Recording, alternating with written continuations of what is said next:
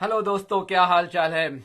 आज दो मुद्दों पे बात करनी है। एक तो ये कि जो भारत के जो टीवी एंकर्स हैं, जिनको मैं टीवी क्रिमिनल्स कहता हूं, क्योंकि ये वही लोग हैं जो कोट टाई पहन करके और टीवी स्टूडियो में, एयर कंडीशन टीवी स्टूडियो से बैठ करके बिल्कुल वही काम करते हैं जो सड़क पे एक क्रिमिनल करता है। तो ये वहां पे बैठ करके करते हैं।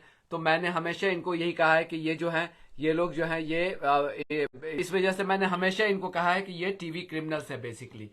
अब यह है कि आज जो इंडिया की वो एक तो इंडिया में कोई वॉच डॉग नहीं है जो इनकी हरकतों पे कोई नजर रखे। ऐसा कोई वॉच डॉग नहीं है इंडिया में, जैसे यूके वगैरह में वॉच डॉग है कि टीवी पे मतलब जो भी एंकर्स है, या अगर न्यूज कवरेज में अगर कोई उन्होंने पक्षपात किया या कोई मिसलीडिंग कुछ ये किया या मिस इन्फॉर्मेशन किया तो उसकी सजा उन्हें मिलती है। उसको कहते हैं ऑफकॉम है, एक जो रेगुलेटरी बॉडी है। इंडिया में ऐसा कुछ नहीं है, लेकिन इंटरनल उनका एक वॉच डॉग है जिसको हम कहते हैं news broadcasting digital standards authority. ये पहले होता था न्यूज ब्रॉडकास्टिंग स्टैंडर्ड्स अथॉरिटी, लेकिन बाद में वेबसाइट को भी इंक्लूड करने के लिए इन्होंने डिजिटल वर्ड उसमें ऐड कर दिया। मैं भी इसका मेंबर होता था। ये बेसिकली ये इंटरनल मैकेनिज्म है जिसमें जो डिफरेंट डिफरेंट जो टीवी हैं, उनके एडिटर्स, उनके मालिक इसके मेंबर्स होते हैं। और उसके बाद उसमें एक एक जनरल सेक्रेटरी भी होता है जो इसको हेड करता है। तो बेसिकली ये टूथलेस ऑर्गेनाइजेशन है, लेकिन नॉनदलेस ये मतलब गाहे बगाहे आए दिन कुछ ना कुछ ये फैसला लेती रहती है ये बॉडी, और फाइन वाइन इम्पोज करती रहती है। ये अलग बात है कि टीवी चैनल वाले उसको मानते हैं नहीं मानते हैं। आज इन्होंने चार टीवी एंकर्स को बेनकाब किया है। उसमें कौन है? एक तिहाड़ी है, सुधीर चौधरी। ये वही सुधीर चौधरी है जिसको एक लंबा अरसा तिहाड़ जेल में गुजारना पड़ा था एक्सटॉर्शन के केस में, 100 करोड़ के एक्सटॉर्शन के केस में। और उसको उसमें अरुण पुरी को बहुत बड़ा एक छुपा हुआ जर्नलिस्ट नजर आ गया, तो अरुण पुरी ने उसको हायर कर लिया। अब जाहिर सी बात है कि जिन मालिकों का एजेंडा नफरत फैला करके और सोसाइटी में डिवाइड करके पैसा कमाना हो, तो उसमें लाइक क्या क्या ही कर सकते हैं आप। बहरहाल, तो ये अभी वहां पे आज तक में एज अ कंसल्टिंग एडिटर हैं। एक तो वो है। दूसरा ये कि टाइम्स नाउ न भारत है जो हिंदी आर्म से टाइम्स नाउ का, उसका एक एंकर है हिमांशु दीक्षित। उसको भी फाइन किया गया है। उस पर 1 लाख रुपए का जुर्माना लगा है और उसके प्रोग्राम को हटाने के लिए कहा गया है। और दो और जो नोन है, एक है अमन चोपड़ा और दूसरा है अमिश देवगन। ये दोनों ही मुकेश अंबानी के चैनल के लिए काम करते हैं ये दोनों। तो इन पे भी जुर्माना लगा है 50-50 हजार रुपए का, और इनके भी प्रोग्राम्स को कहा गया है कि आप हटाएं। अब क्या है वो प्रोग्राम्स, क्या है? चारों ही प्रोग्राम्स का जो मुद्दा ये था, जो सेंट्रल एजेंडा ये था कि मुसलमानों को डिफेम करना, यानी इस्लामोफोबिया को फैलाना, कि मुसलमानों को डिफेम करना, डिह्यूमनाइज करना, जो बहुत ही फैशन हो गया है। और इसको अरुण पुरी जैसे लोग, मुकेश अंबानी जैसे लोग बहुत हवा दे रहे हैं। वो ऐसे ऐसे लोगों को हायर करके लाते हैं जो मुसलमानों को डिफेम करें। इनकी चुप्पी तो यही बता रही है। हालांकि मैं खुद अरुण पुरी के अंडर में काम कर चुका हूं और मैं मतलब बड़ा फैन रहा हूं उनकी जर्नलिज्म का, इंडिया टुडे मैगजीन के जमाने से।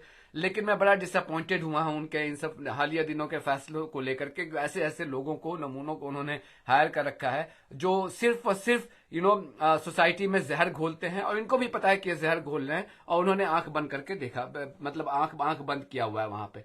उसमें एक है जो हिमांशु दीक्षित है, उस पर एक इल्जाम यह है कि उसने एक प्रोग्राम किया था जिसमें इंटरफेथ जो लव है, जैसे अगर कोई मुसलमान लड़का है हिंदू लड़की है, या हिंदू लड़का है मुसलमान लड़की है, तो मुसलमान लड़का जहां पे हो और हिंदू लड़की हो, वैसे रिलेशन को इसने लव जिहाद कह करके, और उसने एक साजिश बताया था। और जब इसी के टीवी चैनल पे जो गेस्ट थे, जब उसने टोका और इसको सही करने की कोशिश की कि भाई तू क्या कर रहा है, तू कम्युनल एजेंडा फैला रहा है, तो इसने उसको भी, अपने गेस्ट को भी इसने शाउट डाउन करने की कोशिश की और कहा कि मतलब उनको उनको खामोश करने की कोशिश की।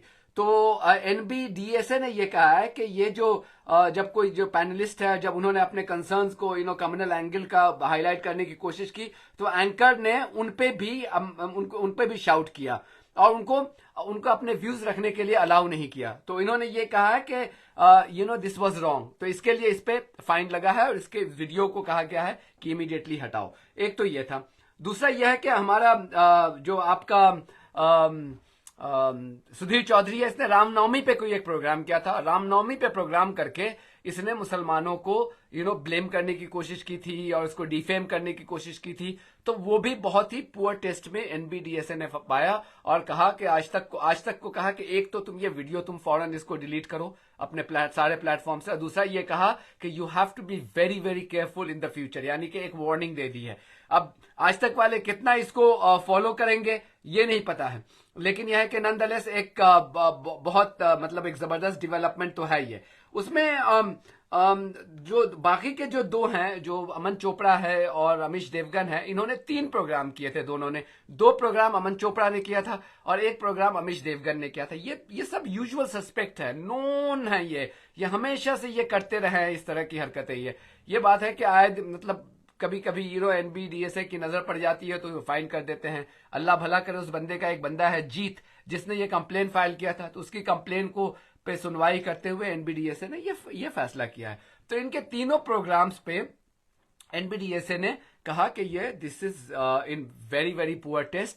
इनको 50-50 हजार रुपए का जुर्माना लगा है और न्यूज 18 इंडिया को कहा गया है कि इन तमाम तीनों प्रोग्राम्स के जितने भी वीडियोस आपके प्लेटफॉर्म्स में हैं वो सबको डिलीट कीजिए। और news 18 India Mukesh Ambani own करते हैं। Just imagine, Mukesh Ambani India के एशिया के रिचेस्ट पर्सन हैं, लेकिन हरकत क्या करते हैं, ये ऐसे ऐसे गुर्गे पाल रखे हैं कि सोसाइटी में नफरत घोलो। ये सारा जो इनका जो ब्लड मनी है, कहा यह जाएगा ये ब्लड मनी है कि अगर आप सोसाइटी में नफरत फैला करके और उस नफरत से कुछ क्रिमिनल होंगे जा करके लोगों को मारेंगे, उसके लिंचिंग करेंगे और उसके बाद जो रेटिंग आएगी टीवी चैनल की, तो फिर आपका प्रॉफिट बढ़ेगा, आपका एडवर्टीजमेंट रेवेन्यू बढ़ेगा, उससे आप अमीर बनेंगे। तो ये ब्लड मनी है। ये सारे लोग जो मीडिया चैनल है इंडिया के जो ओनर्स हैं, ये बेसिकली ब्लड मनी पे जी रहे हैं। ये let's call it that's call it the way it should be, कि वो ब्लड मनी है, ये ब्लड मनी से ही अपना कमा रहे हैं। तो बहरहाल ये एनबीडीएसए ने ये एक फैसला आज सुनाया है।